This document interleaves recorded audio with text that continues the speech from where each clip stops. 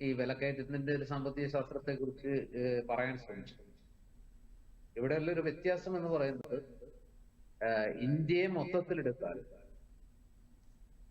വിലക്കയറ്റത്തിന്റെ തോത് ഏറ്റവും കുറഞ്ഞ നിരക്കിലേക്ക്, ഒരുപക്ഷെ ചരിത്രത്തിലെ തന്നെ ഏറ്റവും കുറഞ്ഞ നിലവാരത്തിലേക്ക് 1% വിലക്കയറ്റം 1%ലേക്കൊക്കെ എത്തുക എന്ന് പറയുന്നത് ആദ്യം തുടക്കത്തിൽ സംസാരിച്ച സാമ്പത്തിക വിദഗ്ധൻ പറഞ്ഞതുപോലെ ഒരു മാന്ദ്യത്തിന്റെ സൂചനയാണോ എന്ന് പോലും നമുക്ക് സംശയിക്കേണ്ടി വരും.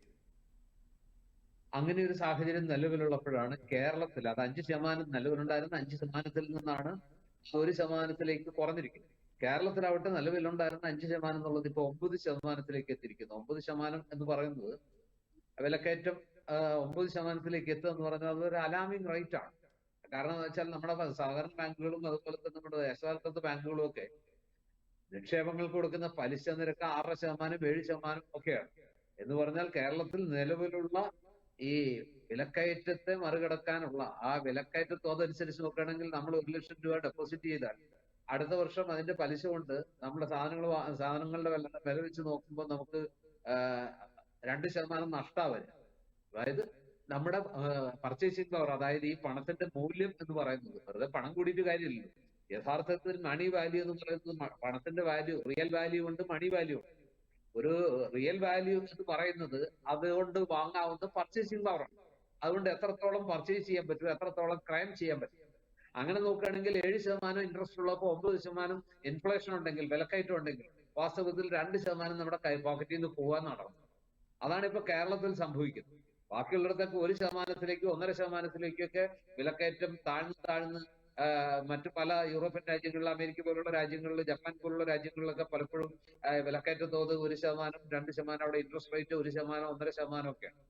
അപ്പോ അതുപോലെ ഒരു അവസ്ഥയിലേക്ക് ഇന്ത്യയിലെ മറ്റു സംസ്ഥാനങ്ങൾ എത്തുന്നു, 1%ത്തിലേക്കൊക്കെ എത്തുന്ന ഘട്ടത്തിൽ നമ്മുടെ ഇവിടെ 9%. ഇത് ഒരേ സമയം നല്ലതുമാണ് ചീത്തയുമാണ് എന്ന് വേണമെങ്കിൽ പറയാം. സാമ്പത്തിക ശാസ്ത്രത്തിന്റെ ഒരു നിയമം അനുസരിച്ച് ഒരു ഡെവലപ്പിംഗ് എക്കോണമി എപ്പോഴും ഒരു വികസ്വര രാജ്യത്ത് ഈ പറഞ്ഞ രീതിയിൽ ഈ പറഞ്ഞ വിലക്കയറ്റം 0%ലേക്കോ അല്ലെങ്കിൽ വിലക്കയറ്റ തോത് ഒരു പരിധിയിൽ വിട്ട് താഴുന്നത് മാന്ദ്യത്തിന്റെ സൂചനയാണ്. അതായത് ആ രാജ്യത്തിന്റെ ഡെവലപ്മെന്റിനെ ബാധിക്കും. കാരണം എന്താണെന്ന് വെച്ചാൽ, ഒന്ന്, ആളുകളുടെ പർച്ചേസിംഗ് പവർ വല്ലാതെ കുറയും, അവരുടെ കൈവശത്തുന്ന പണത്തിന്റെ അളവിൽ വല്ലാതെ ചുരുങ്ങുന്നു, അവർക്ക് വാങ്ങിയെടുക്കാവുന്ന സാധനങ്ങൾ കുറയുന്നു. ഇങ്ങനെ വരുമ്പോൾ ഈ ഉൽപാദനത്തെയും അതുവഴി സൃഷ്ടിക്കാവുന്ന തൊഴിലവസരങ്ങളെയും ഒക്കെ ബാധിക്കും. അപ്പൊ ഇതൊരു ചെയിൻ ആണല്ലോ. അതായത് കൂടുതൽ വരുമാനം ഉണ്ടാവുന്നു, ആ വരുമാനം കൊണ്ട് കൂടുതൽ ഇൻകം ഉണ്ടെങ്കിൽ കൂടുതൽ കൺസംഷൻ ഉണ്ടാവുന്നു, കൂടുതൽ കൺസംഷൻ ഉണ്ടെങ്കിൽ കൂടുതൽ പ്രൊഡക്ഷൻ ഉണ്ടാവുന്നു, കൂടുതൽ പ്രൊഡക്ഷൻ ഉണ്ടെങ്കിൽ കൂടുതൽ തൊഴിലവസരം ഉണ്ടാവുന്നു, കൂടുതൽ പ്രൊഡക്ഷനും തൊഴിലവസരങ്ങളും ഉണ്ടെങ്കിൽ കൂടുതൽ ഇൻവെസ്റ്റ്മെന്റ് വരുന്നു, കൂടുതൽ സേവിങ്സ് ഉണ്ടാവുന്നു. അപ്പൊ ഇതൊരു ചെയിനാണ്. ആ ചെയിനിനെ ബാധിക്കുന്നു. അതുകൊണ്ട് നേരത്തെ നിങ്ങൾ പറഞ്ഞ ആ ഒരു സൂചകങ്ങള്, പക്ഷേ ഇതിനകത്തൊരു വേറൊരു കാര്യമുള്ളത് എന്താണെന്ന് വെച്ചാൽ, ഇന്ത്യയിലെ മറ്റു സംസ്ഥാനങ്ങളും കേരളവും തമ്മിലുള്ള ഒരു അടിസ്ഥാന വ്യത്യാസമുണ്ട്. അതുപോലെ തന്നെ ഈ വികസനത്തെ സംബന്ധിച്ച് ചില യാർഡ് സ്റ്റിക്സ് ഉണ്ട്. ഇതൊക്കെ നമ്മൾ പറയുമ്പോഴും ഇന്ത്യയിലേക്ക് ഒരു മാന്ദ്യത്തിന്റെ സൂചന കാണുന്നു, ഇന്ത്യയിൽ വിലക്കയറ്റത്തോട് വല്ലാതെ പറയുന്നു, അലാമിംഗ് സിറ്റുവേഷൻ ആണ്, അല്ലെങ്കിൽ നമ്മൾ ഭയപ്പെടേണ്ട സാഹചര്യം എന്ന് പറയുമ്പോൾ നമ്മൾ പൊതുവിൽ ഈ പറഞ്ഞ ഡെവലപ്മെന്റിന്റെ ഏറ്റവും പ്രധാനപ്പെട്ട സൂചകങ്ങളായിട്ട് നമ്മൾ പരിഗണിക്കുന്ന ചില കാര്യങ്ങളുണ്ട്. അത് പരിഗണിക്കുമ്പോൾ നമ്മൾ ഏറ്റവും ആദ്യം കാണുന്നത് നിഫ്റ്റിയും സെൻസെക്സും ഒക്കെയാണ്. ഇവിടെ നോക്കുക, അതായത് ഇന്ത്യയിലേക്ക് ഇറക്കുമതി ചെയ്യുന്ന ഇന്ത്യയിലെ ഈ കമ്പനികളുടെ ഇപ്പൊ ഇന്ന് പോലും സെൻസെക്സിൽ കാര്യമായ ഇടിവില്ലാതെ 80,000-ന് മുകളിലേക്ക് പോയിരിക്കുന്നു. നിഫ്റ്റി എന്ന് പറയുന്നത് ഏതാണ്ട് 25,000 മറികടന്നിരിക്കുന്നു. അപ്പൊ അതിൽ വലിയ കാര്യമായ തകർച്ചയില്ല. പുതുതായിട്ട് മാർക്കറ്റിൽ ഇറങ്ങുന്ന പുതിയ എന്താ പറയുക, നിക്ഷേപങ്ങളുമായിട്ട് അല്ലെങ്കിൽ IPO ആയിട്ട് ഇറങ്ങുന്ന കമ്പനികൾക്കും നല്ല സ്വീകാര്യത കിട്ടുന്നുണ്ട്. അപ്പൊ ഒരു വശത്ത് വികസനത്തിന്റെ ചില സൂചികകൾ ശക്തമായി തുടരുകയും, മറുവശത്ത് നമ്മുടെ നിക്ഷേപത്തിന്റെ അല്ലെങ്കിൽ വിലക്കയറ്റ തോത് ഒരു പരിധി വിട്ട് താഴേക്ക് വരികയും ചെയ്യുന്ന ഒരു ഇതുണ്ട്. അത് ഇന്ത്യയിൽ മൊത്തത്തിൽ എടുക്കുമ്പോൾ ഒരു ഏതാണ്ട് കേരളം ഒഴിച്ചുള്ള മറ്റു സംസ്ഥാനങ്ങളിലൊക്കെ അതാണ് ചിത്രമെങ്കിൽ, കേരളം എന്തുകൊണ്ട് മാറി നിൽക്കുന്നു എന്നൊരു ഒരു പ്രധാനപ്പെട്ട ചോദ്യമുണ്ട്.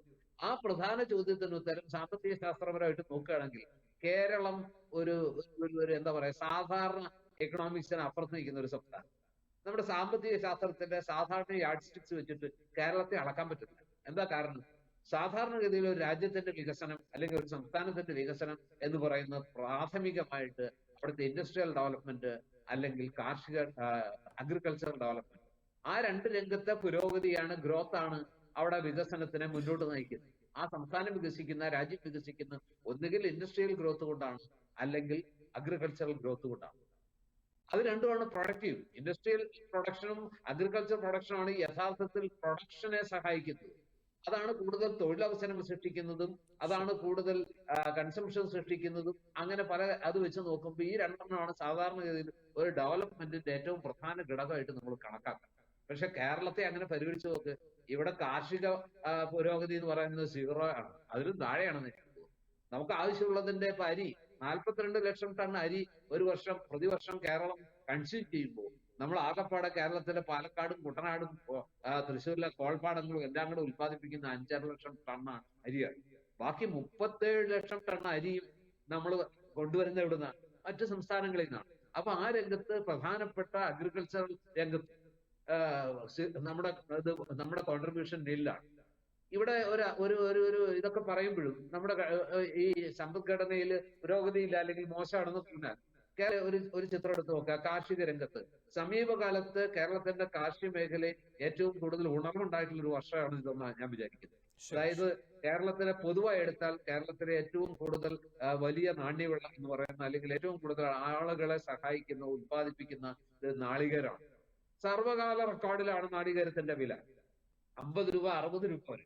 കഴിഞ്ഞ വർഷമൊക്കെ 26 രൂപ 24 രൂപ ഒരു കിലോഗ്രാമിനുണ്ടായിരുന്ന തേങ്ങയ്ക്ക്, പച്ച തേങ്ങയ്ക്ക് ഈ വർഷം അത് 60 രൂപ. കുറെ കാലത്തിന് ശേഷമാണ് കേരളത്തിലെ നാളികേര കർഷകർ ചിരിച്ചു കാണുന്നത്. അതുപോലെ തന്നെ റബ്ബറിന് 160, 140 ഈ സീസണിൽ 130, 128 ഒക്കെ നിന്നിരുന്ന സ്ഥാനത്ത് ഈ വർഷം ശരാശരി വില 190 മുകളിലാണ്. അപ്പൊ കാർഷിക മേഖലയിൽ പ്രധാന വിളകൾക്ക് ഒരുവിധം ന്യായമായ, അല്ലെങ്കിൽ കുറച്ചുകൂടി എന്താ പറയുക, കർഷകർ പോലും പ്രതീക്ഷിക്കാത്ത വലിയ വില കിട്ടിയ വർഷമാണ് നാളികേര കർഷകക്കാർ.